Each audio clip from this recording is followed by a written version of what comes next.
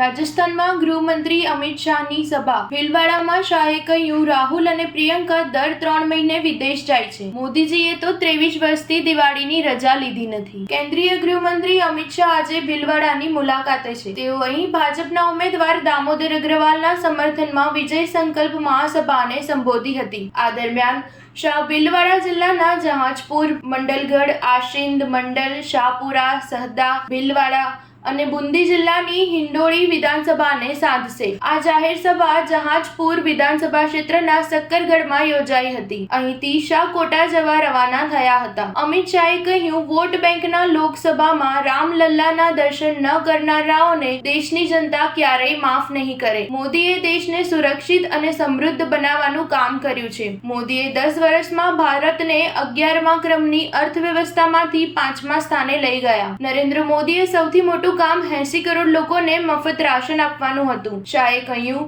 મોદીએ એક ઝાટકે ટ્રિપલ તલાક હટાવ્યું, નવી સાંસદની રચના કરી, કર્તવ્ય પથ બનાવ્યો, અંગ્રેજોના કાયદાને હટાવીને નવો કાયદો બનાવવામાં આવ્યો, 80 કરોડ ગરીબોના કલ્યાણ માટે કામ પૂરું થયું, મફત રાશન આપ્યું, 12 કરોડ શૌચાલય બનાવીને માતાઓ અને બહેનોનું સન્માન કર્યું, 10 કરોડ લોકોને ઉજ્જવલા કનેક્શન આપ્યા, 14 કરોડ લોકોને નળથી જળ આપ્યું. સ્ટાર ન્યૂઝ 7 હંમેશા સચ્ચાઈની સાથે.